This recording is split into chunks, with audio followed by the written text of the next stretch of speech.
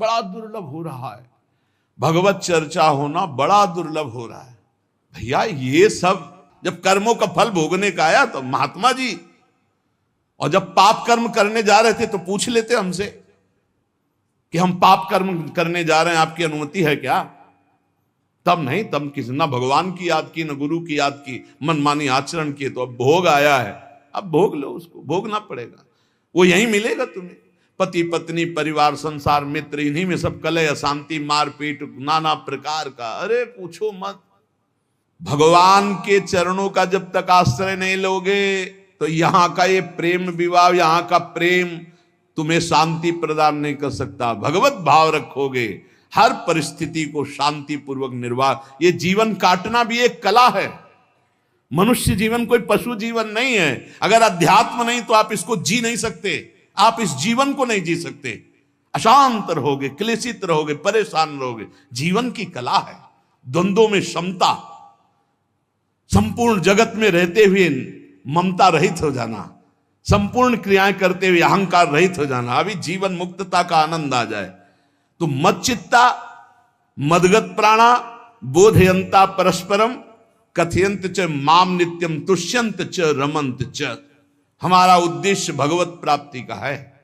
जो भगवत संबंध से भगवत प्राप्ति करना चाहता है उसके लिए दरबार खुला है, फ्री है, कोई फीस नहीं है, कोई शर्त नहीं है। तुम कौन हो, कहां के हो, कोई मतलब नहीं। आपका केवल संबंध भगवान के संबंध से वार्ता होगी तो यहां हो सकती है। इसलिए सावधानी होकर हमारे समय को निरर्थक ना किया जाए। बहुत कीमती समय, जब प्रश्न होता है तो फिर उस पर चर्चा करनी ही होती है। हमें सिर्फ भगवान का आदेश है, कथयंतश्च माम नित्यम तुष्यन्ति च रमन्ति च। उसी में संतोष करना, उसी में रमण करना है। हमारा भरण पोषण श्री प्रिया जी से होता है, किसी व्यक्ति से नहीं होता है। हमारे यहां श्री श्यामा श्याम विराजमान है, उनका पूरा जगत है। तुम्हारी बुद्धि में मेड़ है, भेदभाव है, उनके लिए भेदभाव नहीं। सब मम प्रिय सब मम उपजाए, तो हम अपने स्वामी के अनुसार चलेंगे। सब मेरे प्राणनाथ श्यामा श्याम के जन हैं। कोई भी हो, इतना ना छोटा ना इतना बड़ा, ना इतना प्रिय ना इतना अप्रिय, सब बराबर हैं। एक तरफ चाहे गुणात्मा गुण से युक्त महात्मा और एक चाहे दुरात्मा दुर्गुणों से युक्त, दोनों को ऐसे दुलार करके श्री जी की तरफ बढ़ाने वाला मार्ग ये मार्ग यहाँ का है। कथयंत च माम नित्यम तुष्यंत च रमंत च तेषाम सतत युक्ता नाम भजताम प्रीति पूर्वकम। जो सतत प्रेम पूर्वक मेरा भजन करता है, भगवान करे ददामि बुद्धि योगम तम, उसकी बुद्धि का योग मैं करा देता हूं। ये खास बात हुई। लगाने की चेष्टा हमने की मन बुद्धि को, और भगवान आकर मन बुद्धि में विराजमान हो गए। तेषामेवानुकंपार्थ महमज्ञानजं तमहा नाशयात्म्यात्म भावस्थो ज्ञान दीपेन भास्वता। भगवान कृपा करके उसके हृदय में ज्ञान प्रकाशित कर दिया। जब कोई सतत भजन करता है, प्राण प्रभु को समर्पित कर देता है, चित्त प्रभु में लगाए हुए प्रभु की चर्चा, भगवान उसके अंदर ज्ञान प्रकाशित कर देते, तो वो अनात्म भाव जो देह भाव था उसका नाश हुआ और वो भगवत भाव में स्थित हो जाता है। भगवान कह रहे हैं मत चित्तः सर्वदुर्गाणि मत प्रसादात् तरिष्यसि। जब कोई मेरे में चित्त लगाता है तो मेरी कृपा से सारे दुर्गुणों का नाश हो जाता है। महात्मा तो भगवान बनाते हैं। करो सत्य ते साधु समाना, मैं उसे साधु बनाऊं। हमारा कर्तव्य, हमारा चित्त प्रभु में लग जाए। मेरा चिंतन करो, भगवान का आदेश है। बस खास बात है चिंतन। हमारी प्रारंभ से विशेष श्रद्धा इसी बात में रही गुरु शब्द पे कि रात दिन कोई भी चेतना युक्त क्षण ऐसा ना जाए जिसमें भगवत विमुखता हो। बस इसी बात की साधना जीवन भर रही। प्रारंभ में गुरुदेव ने कह दिया जब तक चेतना है तुम्हारे में तो तुम्हारा जागृत अवस्था का चेतना युक्त एक भी क्षण व्यर्थ नहीं जाना चाहे। तो गुरु कृपा से यही प्रयास रहा है कि हमारा एक भी मिनट भगवान से विमुख न जाए। पूर्व में ऐसी स्वभाव वृत्ति बनाई थी कि लोगों को ये शंका होती थी कि ये बोल पाते हैं कि नहीं बोल पाते हैं, अर्थात इनके वाणी है कि नहीं है? मूक, मौन, जटाओं का बोझा, एक वस्त्र, बस शांत। बुलाया गया, घंटा बजा तो पहुंच गए, प्रसाद लिए, उसमें एकांत, हर समय मंत्रा। कथा में बैठे हैं, अनुकूल वचन आया तो सुन लिया, नहीं पूरा का पूरा सत्संग ऐसे ही चला गया। हमारा मंत्र चल रहा है, एक क्षण भी मंत्र से बिलग नहीं। हमारा कर्तव्य है, केवल चिंतन चिंतन करोगे तो अभी मुक्त हो, अभी, परिणाम में नहीं, अभी। हम राधा बोल रहे हैं, अभी प्राण निकले, अभी श्री जी के पास पहुंच जाएंगे। भगवान की कृपा का बल और साधन का तुम्हारा पूरा प्रयास, प्रयत्न, ध्यान रखो, दो से सिद्धि प्राप्त होती है। भगवान की कृपा का बल और आपकी पूरी साधना का प्रयास, प्रयत्न, कायरता नहीं। भगवान की कृपा का बल और तुम्हारा पूरा प्रयास, पूरा प्रयत्न। देखो, भगवान की दर्शन वृत्ति हृदय में जागृत हुई ध्रुव जी के पद को लेकर, कामना को लेकर। मैं भगवान का साक्षात्कार करूंगा, उनसे वरदान मांगूंगा कि मुझे सबसे श्रेष्ठ पदवी की प्राप्ति हो। चले, भगवान नारद जी मिले। पहला प्रलोभन, चलो अभी तुम्हें इस सम्राट पद पर नकार दिया। फिर भय, सांप हैं, बीछी हैं, जंगल के बड़े, और फिर यक्ष राक्षस, न जाने कौन कौन है।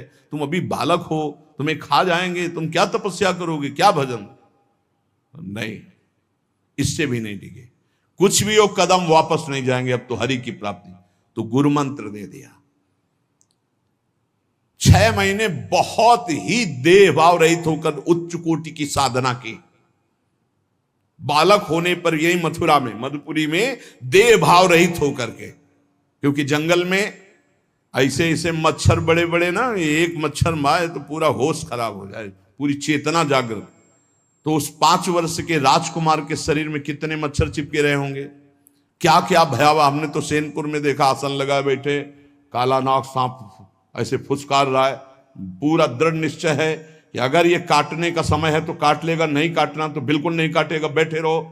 वो ऐसे पास से निकल गए, छाती से भी निकल गए हैं। निश्चय कि अगर काटना है काटेगा। सैकड़ों बिच्छू, कभी ऐसे डंक नहीं मारा। और अगर काटना हो, मारना हो ना, तो बढ़िया महल में बैठे हो तो वहां जाके काट लेंगे। ध्रुव जी अपनी निष्ठा से कभी नहीं विचलित हुए। अब जब भगवान सामने आए तो आखिरकार 5 वर्ष के बालक घबरा गए। भगवान का तेज, भगवान का रूप, भगवान की महिमा। भगवान मुस्कुराए, कृपा दृष्टि से देखे, बल मिला, भगवान को देख पा रहे हैं। अब मन में आया कि मैं स्तुति कैसे करूं, क्योंकि कोई ज्ञान तो है नहीं। भजन किया, भगवान की प्राप्ति हो रही, लेकिन अब कोई ऐसा ज्ञान तो है नहीं जिससे भगवान का स्तवन करे। भगवान की तरफ देख करके कुछ कहना चाहते हैं, पर क्या भगवान को कहें ये ज्ञान नहीं। तो भगवान ने अपने ज्ञान स्वरूप शंख का ध्रुव जी के कपोल पे स्पर्श करा दिया। जो भगवान कह रहे, ज्ञान तो मेरी कृपा से होता है। अभी पीछे इस श्लोक में भगवान ने कहा, तेसा मेवानुकंपार्थ महमक ज्ञानजम तमहा नाशयाम्यात्म भावस्थो। अनात्म भाव का ये जो आत्मस्वरूप अनात्म देह में भाव आ गया है, इसके नाश का जो ज्ञान होता है, ये भगवान की कृपा से होता है। जे भी संग छुआया दिव्य ज्ञान और भगवान की दिव्य स्तुति की। तो ये देखा जाता है कि भगवान की कृपा से ही साधक में दिव्यता आती है, दिव्य ज्ञान आते हैं। पर प्रयत्न अपना होना चाहिए। प्रयत्न था तभी तपस्या में आए, नहीं तो प्रलोभन में फंस जाते या भय में डर जाते। ना प्रलोभन में फंसे चक्रवर्ती सम्राट पद देने पर, और ना भय में फंसे कि सांप बीछी और सिंह खा जाएगा, इससे भयभीत नहीं हुए। और प्रयत्न इतनी जोर का किया, आप भागवत में पढ़ लीजिए, देह भाव रहित होकर कितना कठोर तप, 6 महीने में भगवत साक्षात्कार। आत्मबल, भगवत कृपा बल। ये मन है बहुत डराता है, कैसे जिएंगे, बुढ़ापे में कौन सेवा करेगा, क्या दुनिया का प्रपंच खड़ा कर देता है। इसको इसी ज्ञान से काटो, भगवान है ना। भगवान सब करेंगे, भगवान के लिए हमने जीवन दिया है, ये जीवन भगवान के लिए हार, अरे दिव्य हो जाओगे, रिद्धियां सिद्धियां हाथ जोड़े खड़ी रहेंगी। भगवान जानते हो क्या भगवान है? हम एक बार भगवान के नाम पर अपने आप को न्यौछावर तो करके देखें, पर यह अहंकारी जीव मानता नहीं है, ये अहंकार का बल लिए रहता है। आसुरी प्रकृति है ये अहंकार। अहंकारम बलम दर्पम कामम क्रोधम च संश्रिताः, जिसके अंदर ये आसुरी प्रवृत्ति अहंकार होता है, उसमें काम क्रोध लोभ ये भरपूर होते हैं। कहां से भगवत प्राप्ति हो? जहां ये दुश्मन रहते हैं वो घर तो तुमने सुरक्षित दे रखा है दुश्मनों को।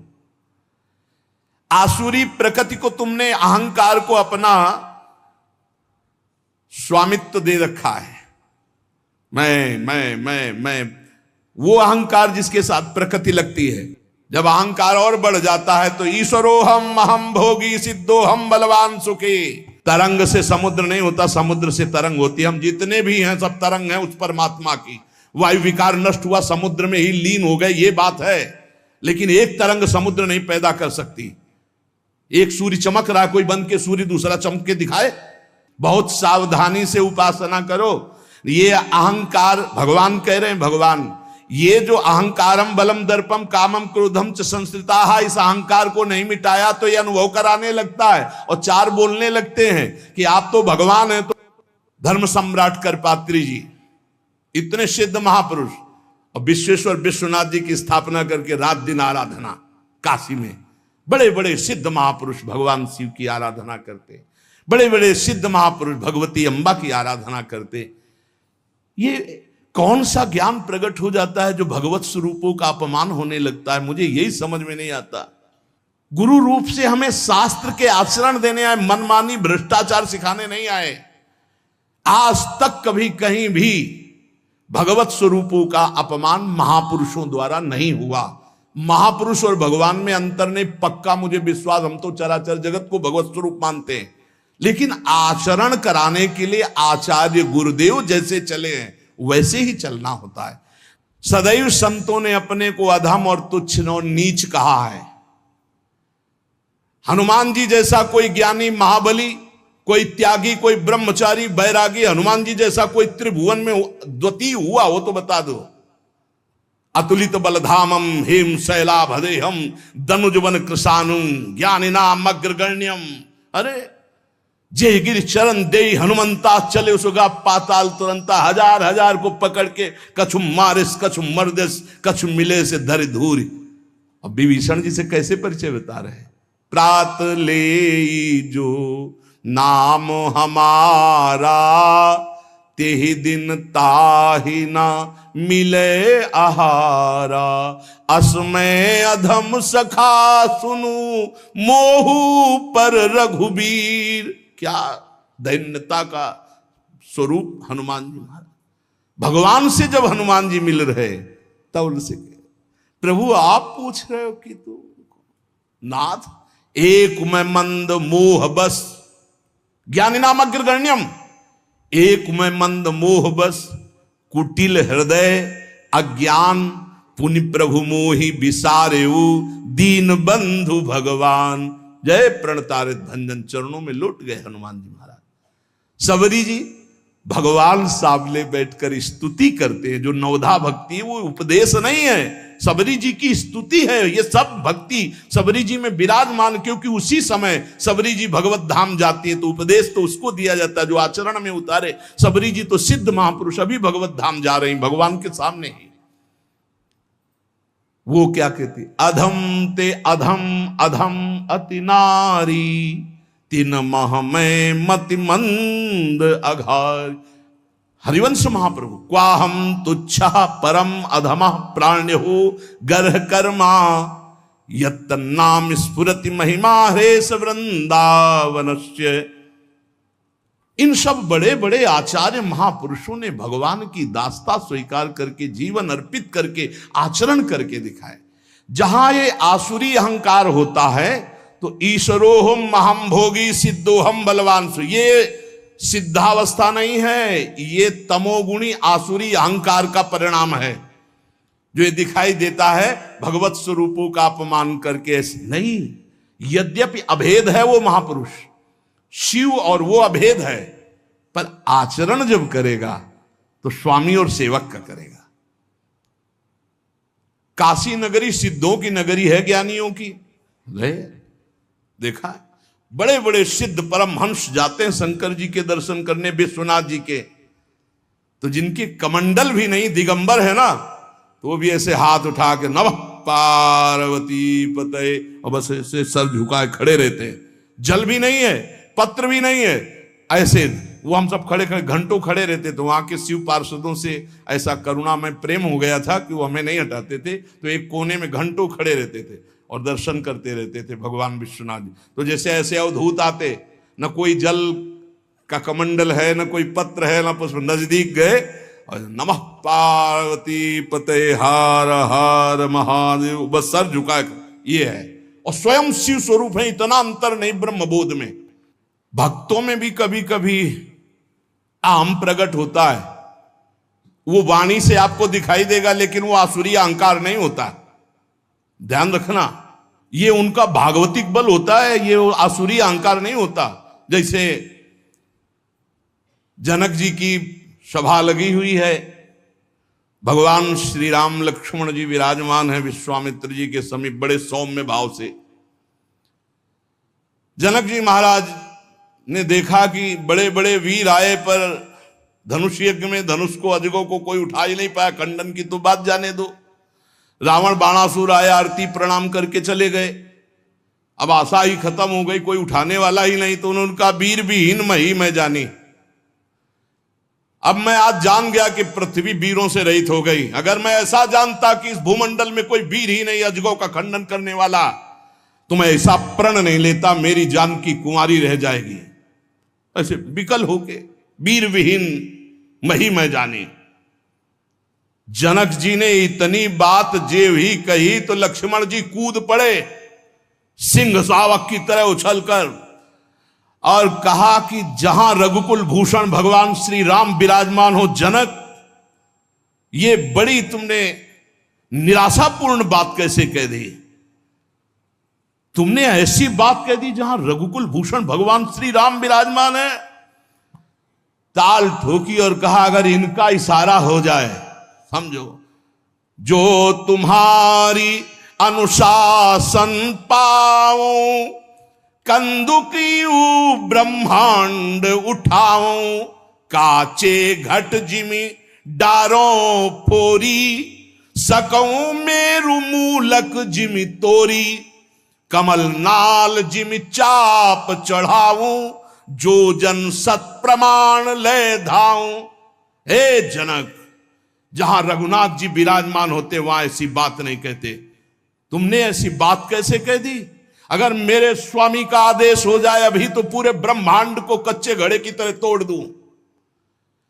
ये अजगौ पुराना 100 योजन एक बार में दौड़ते हुए जाऊं और इसको ऐसे कमल लाल की तरह तोड़ दूं, मेरे स्वामी का आदेश हो। यह अहंकार नहीं है। पहली बात कही, जो तुम्हार अनुशासन पावो, अगर मेरे प्रभु श्री राम की आज्ञा हो जाए।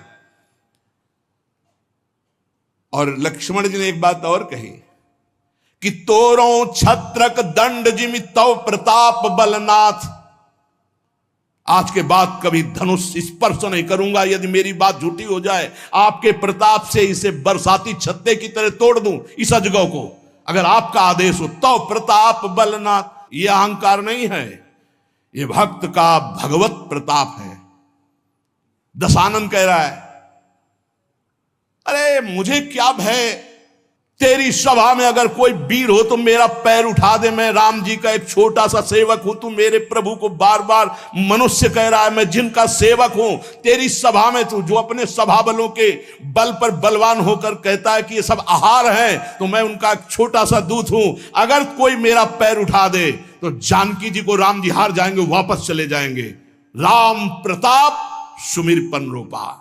सभा में पैर हाहाकार मच गया। जब स्वयं दशानन उठा, मारा घूसा, 4 मुकुट राम जी के चरणों में गए। राम जी के चरणों में झुक, तब तेर बचेगा। मेरे चरणों में झुकने से नहीं। कोई उठा नहीं पाया। ये अंगद का अहंकार नहीं, ये भक्त का भगवत प्रताप होता है। राम प्रताप सुमेरी पर्ण रूपा। राम प्रताप, हरिवंश प्रताप ही जानत है, हरिवंश प्रबोध प्रमाणत है, हरिवंश सर्वस्व है तिनके, सुख संपत्ति दंपति जो जिनके। लक्ष्मण जी कह रहे सकौ मेरु मूलक जिम तोरी, जैसे मूली तोड़ दिया जाता 4 लाख योजन का सोने का पहाड़ सुमेरु, ऐसे उखाड़ के तोड़ के फेंक दूं। भगवान अपार सामर्थ्यशाली, और जो भगवान में चित्त जोड़े अपार सामर्थ्यशाली। याज्ञवल्क्य जी जनकपुरी जब आते तो वेदांत चर्चा बहुत सुंदर होती। तो जब याज्ञवल्क्य जी आते तो बड़े बड़े ऋषि मुनि साधक सिद्ध सब उपस्थित होते कि जरूर कोई न कोई गूढ़ चर्चा होगी।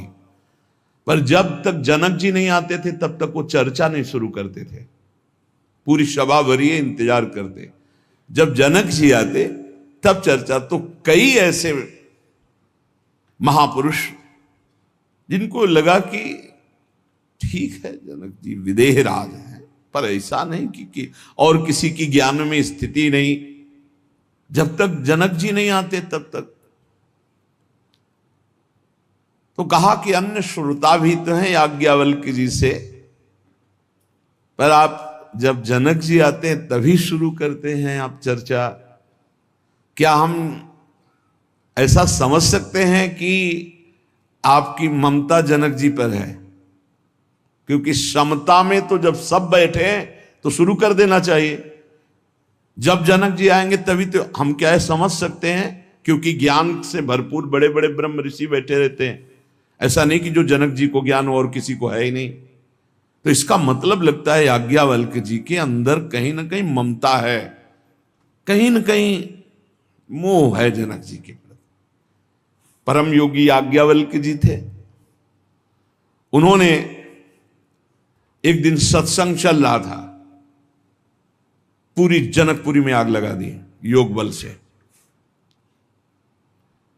सूचना आई जनक जी, महाराज की जय हो, पूरे मिथिला नगरी आसपास से अग्नि से घिर चुकी है, जल्दी जल्दी भागो। जो जनकपुर वासी थे वो तो भागे। आसपास बिल्कुल नजदीक अग्नि आ चुकी थी, वो योग बल से लगी हुई थी। जो ऋषि मुनि थे अपने अपने आप, कोई ब्राग चर्म, कोई हिरण का चर्म बिछाए हुए, जो मृग चर्म, कोई कुशा, कोई कंबल, सब अपने अपने समेटे याज्ञवल्क्य जी यथावत चर्चा कर रहे हैं। कोई भागा इधर, कोई उधर भागा, कोई भी वहां नहीं था, केवल जनक जी बैठे थे। बार बार मंत्री आदि, महाराज राजमहल में भी आग लग चुकी है, लगभग पूरा राजमहल जल चुका है, आप महाराज सुरक्षित होइए, आप हटिए यहां से। शांत मुद्रा में बैठे याज्ञवल्क्य जी का प्रवचन चल रहा, केवल जनक जी सुन रहे। सर्वथा निश्चिंत भाव से वो कथा करते जा रहे और वो सुनते जा रहे। स्थिर बैठे रहे जनक जी।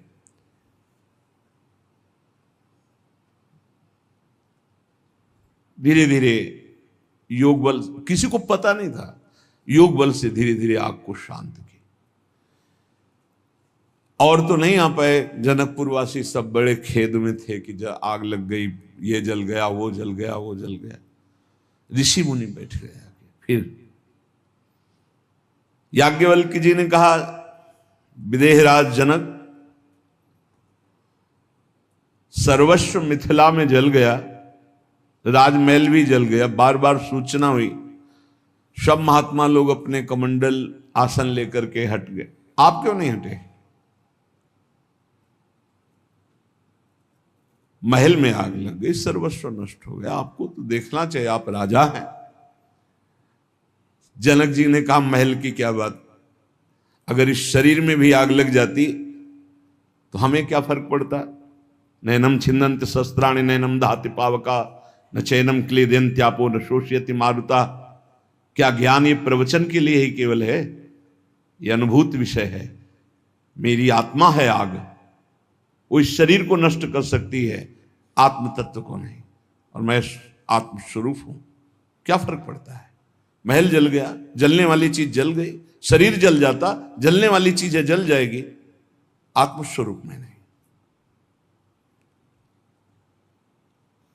सब महात्माओं की तरफ देखा याज्ञवल्क्य जी ने कि आप सबके पास क्या था, इनके पास तो पूरा राज्य भस्म हो रहा था, महल भस्म हो रहा था, सब स्थिति थी। आप अपना अपना बागंबर मृग चर्म लेकर, तो ब्रह्म ज्ञान केवल बातचीत का विषय नहीं है, स्थिति का विषय है।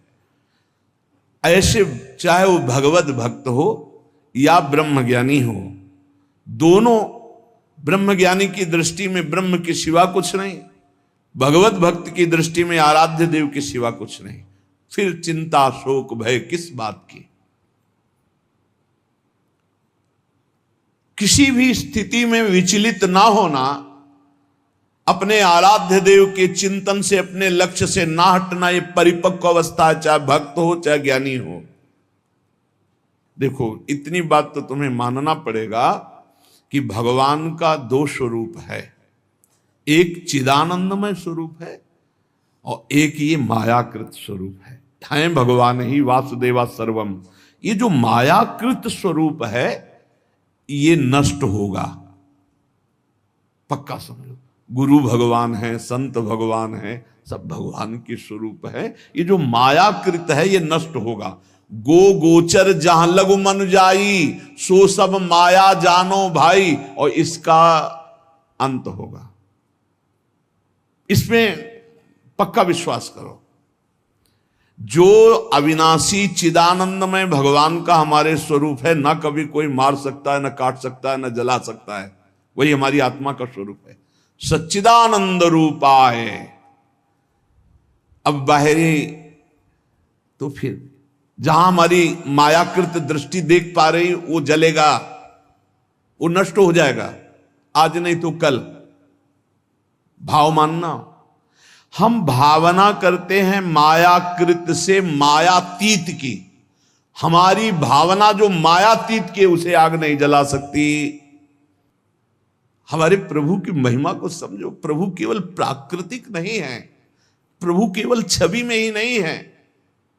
विश्वास करो, वो तुम्हारे हृदय में है, तुम्हारे भाव में भी है, वो छवि में भी है, वो चराचर जगत में कहो सो कहां, जहां प्रभु नहीं तो अग्नि में भी प्रभु है।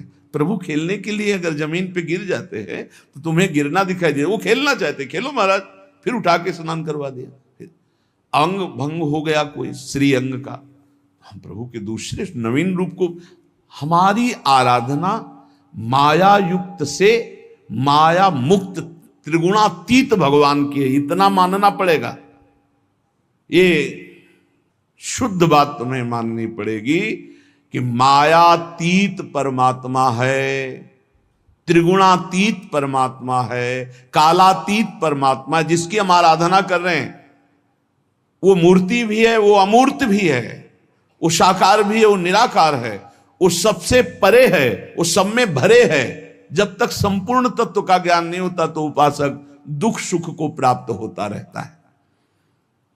अगर हम नहीं सुलझेंगे तो बहुत दुखी हो जाएंगे।